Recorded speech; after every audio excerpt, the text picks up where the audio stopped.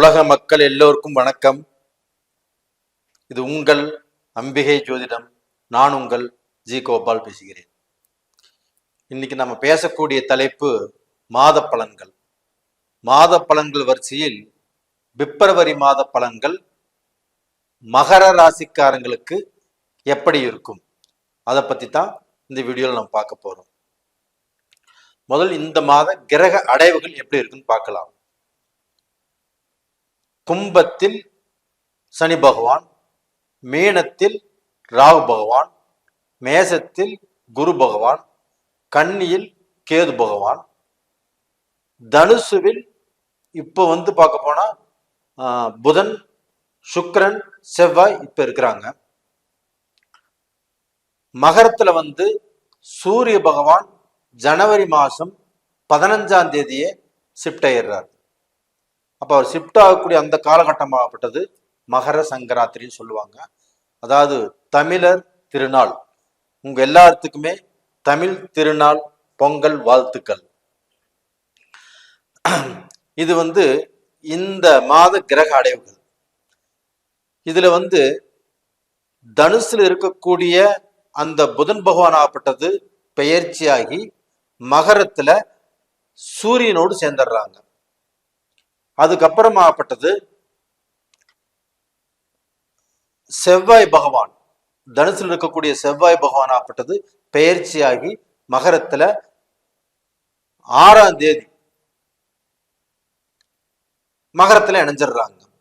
அதே சமயத்துல 12ஆம் தேதி பெயர்ச்சியாகி, பிப்ரவரி 12ஆம் தேதி பெயர்ச்சியாகி தனுசுல இருந்து மகரத்துக்கு சேர்ந்துடுறாங்க சுக்கிர பகவான். அப்போ மகரத்துல சுக்கிர பகவான், செவ்வாய் பகவான், புதன் பகவான், சூரிய பகவான், இந்த 4 கிரகங்களாகப்பட்டது மகரத்திலே இருக்கிறாங்க.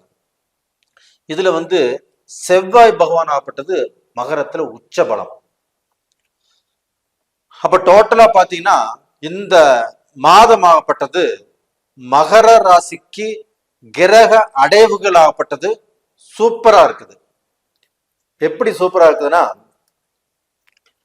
இப்ப 4 கிரகங்கள் எல்லாமே பார்ப்பது 7ஆம் இடத்தை. அப்ப அந்த 7ஆம் இடத்தை பார்ப்பதால் உங்களுடைய வாழ்க்கையில அந்த 7ஆம் இடம் என்பது கலஸ்திரம், தன்னுடைய திருமண வாழ்க்கை, அதுபோல் உங்களுடைய பார்ட்னர்ஷிப், உங்களுடைய இடமாற்றங்கள், உங்களுடைய தூரதேச பயணம், இது எல்லாமே உங்களுக்கு வெற்றியை கொடுக்க போகிறது. ஆமா சார், நாங்க இப்ப பாத சனியில இருக்கிற இடம் தெரியாம ரொம்ப கஷ்டப்பட்டுட்டு இருக்கிறோம். எங்களுடைய வலியும் எங்களுடைய வேதனையும் எங்களுக்கு தான் தெரியும். உங்களுக்கு என்ன ஒரு நிமிஷம் நீங்க சொல்லிட்டு போயிடுறீங்க அப்படின்னு நீங்க கேட்கறது எனக்கு புரியுது. உண்மையாலுமே உங்களுடைய கஷ்டம் எனக்கு புரியுது. நீங்க எதை தொட்டாலும் நஷ்டம், விரயம், யார்கிட்ட பேசினாலும் சங்கடத்துல முடியுது, யாரை நம்பி போனாலும் எந்த காரியம் ஆக மாட்டேங்குது. பெரிய பெரிய பிசினஸ் பண்ணவங்க எல்லாமே லாஸ் ஆகி இன்னைக்கு வந்திருக்கிறீங்க. அப்ப டோட்டலா போனா ஸ்டேஷனுக்கு வம்பு வழக்கு இது மாதிரி போயிட்டு இருக்கிறீங்க. இன்னைக்கு லாயர்கிட்ட பிரச்சனை போயிட்டு இருக்குது. இப்ப இது மாதிரி எதை தொட்டாலும் பிரச்சனையாவே வந்துட்டு இருக்குது. அப்படிங்கிறது தான் உங்களுடைய கேள்வி. உங்களுக்கு 1000 பிரச்சனைகள் இருந்தாலும் இந்த மாதம் உங்களுக்கு பார்க்க போனா அந்த பிரச்சனைகளில் இருந்து விடுதலையாகி நீங்க பார்க்க போனா நல்லதை சந்திக்கக்கூடிய மாதங்கள், நல்லதை சந்திக்கக்கூடிய மாதம். அப்ப டோட்டலா பாத்தீங்கன்னா உங்களுடைய மனைவியால வரக்கூடிய பிரச்சனைகள் தீரும், உங்களுடைய கணவரால் வரக்கூடிய பிரச்சனைகள் தீரும். உங்களுக்கு பிரச்சனைகள் இருந்தாலும் அந்த பிரச்சனைகள் ஆகப்பட்டது சால்வ் ஆகும். அந்த பிரச்சனைகளை நீங்களே பேசி தீர்த்துக்குவீங்க. அப்படி இல்லைன்னா 3வது மனுஷனால அந்த பிரச்சனைகள் ஆகப்பட்டது கண்டிப்பாக உங்களுக்கு தீரும். இது போக பார்ட்னர் ரீதியாக பிரச்சனை இருந்தாலும் கண்டிப்பாக தீரும். 7ஆம் இடத்தை மற்ற கிரகங்கள் பார்க்கறதுனால கண்டிப்பாக உங்களுக்கு பார்க்க போனா இந்த பிரச்சனைகள் ஆகப்பட்டது தீரும். இது போக உங்களுக்கு பார்ட்னர்ஷிப்ல பிரச்சனை, இல்ல நீங்க தொழில பிரச்சனை, இப்படி எது இருந்தாலும் கண்டிப்பாக தீரும். நீங்க இடம் விட்டு இடம் மாறி போகணும், இல்ல வெளிநாடு போகணும், வெளி தேசத்துக்கு போகணும், இல்ல வேற ஸ்டேட்டுக்கு போகணும், இப்படி இடம் மாறி போகணுங்கிறது நினைச்சால் கண்டிப்பாக இதற்கு முன்னாண்ட அது ரெடி ஆகாம அது முடியாம இருந்திருந்தாலும் இந்த காலகட்டத்துல கண்டிப்பாக அது முடியும். மகர ராசிக்காரங்களே, நீங்க பட்ட கஷ்டங்கள் போதும். அந்த கஷ்டத்துல இருந்து நீங்க வெளியில வரணும், அதுதான் என்னுடைய ஆசை. அப்ப என்னுடைய ஆசையாகப்பட்டது இப்ப நடக்கவிருக்கிறது.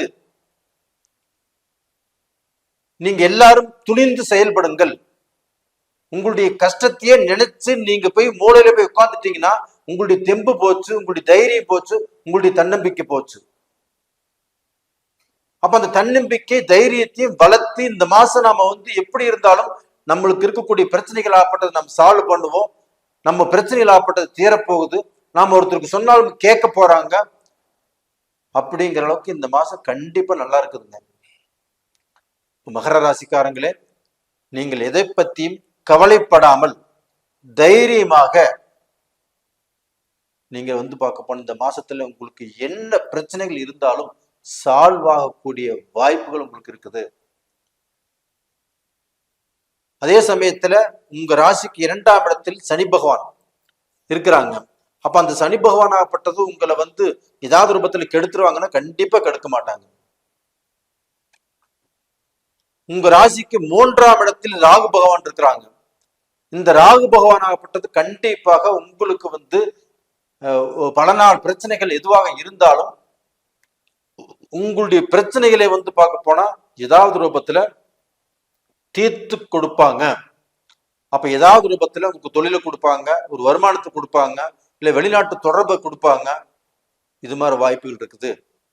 அது போக ஏராளமான ஆசைகளை தூண்டி விடுவாங்க ராகு பகவான். அப்ப எல்லா ஆசைகளையும் நாம நினைச்சிட்டு போனோம்னா கண்டிப்பா அதுல 1-2 ஃபெயில் ஆயிரும். அப்ப எதை கொடுத்தாலும் எந்த ஆசைகளை தூண்டி விட்டாலும் ஒரு முறைக்கு பல முறை யோசனை பண்ணி செய்யுங்க. அப்படி செய்யும் போது கண்டிப்பாக நீங்க பார்க்க போனா சக்சஸ் அடையறீங்க. அப்போ இந்த டைம் இந்த காலமாகப்பட்டது உங்களுக்கு நல்லா இருக்குது. அப்ப இந்த காலகட்டத்துல நீங்கள் எதை வேண்டுமெனாலும் செய்யலாம். ஒரு தொழில் ஆரம்பிக்கலாம், ஒரு ஆரம்பிச்ச தொழில்ல நீங்க இன்வெஸ்ட் பண்ணலாம், அந்த தொழில முன்னேற்ற பாதையை வர்றதுக்கு என்ன பண்ணணுமோ அது எல்லாமே பண்ணலாம். அதற்குண்டான வாய்ப்புகள் அதிகமாக இருக்கிறது.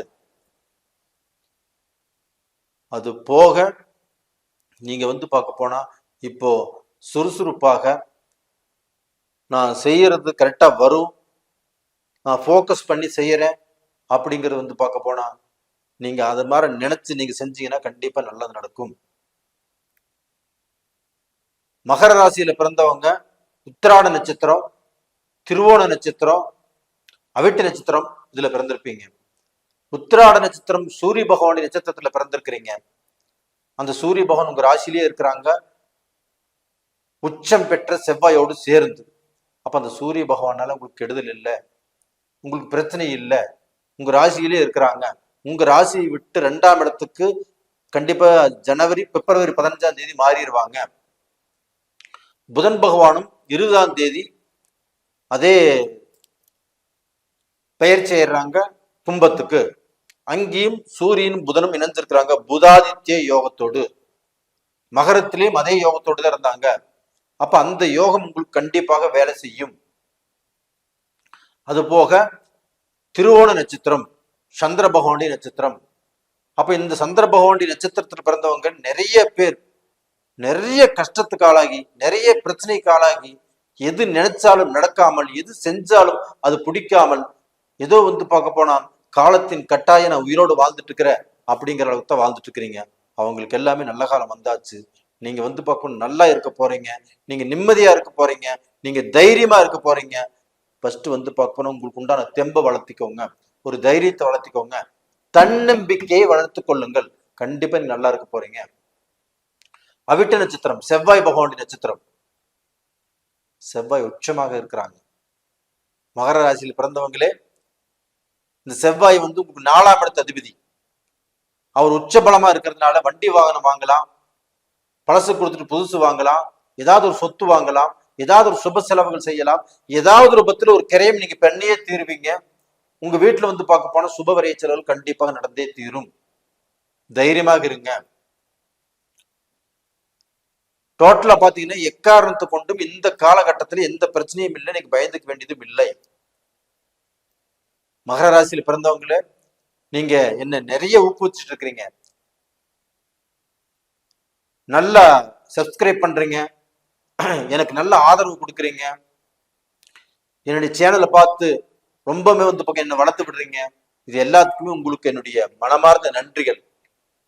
நான் ஏன் இந்த நன்றி சொல்றேன்னா, நீங்களும் நல்லா இருக்கணும், உங்களுக்கு அந்த தெம்பு அந்த தைரியமா உங்களுக்கு வரணும், நீங்க வாழ்க்கையில நல்ல பொசிஷனுக்கு வரணும், அதை பார்த்து நாங்க சந்தோஷப்படணும். அந்த நேரம் வந்தாச்சு, தைரியமாக இருங்க. நேயர்களே, இந்த பதிவு பிடிச்சிருக்குன்னு நினைக்கிறேன். இந்த பதிவு பிடிச்சிருந்தா சப்ஸ்கிரைப் பண்ணுங்க, ஆல் அப்படிங்கிற பெல் பட்டனையும் பிரஸ் பண்ணுங்க, உங்க நண்பர்களுக்கு ஷேர் பண்ணுங்க. அது போக உங்களுடைய ஜென்ம ஜாதகத்தில் நடக்கக்கூடிய தசா புத்திகள் உங்களுக்கு சாதகமா இருக்குதா பாதகமா இருக்குதான்னு பார்த்து தெரிஞ்சுக்கோங்க. அப்படி விருப்பம் இருந்தா கீழே 2 நம்பர் கொடுத்துருக்குறோம், அது கான்டாக்ட் பண்ணுங்க, வாட்ஸ்அப் பண்ணுங்க.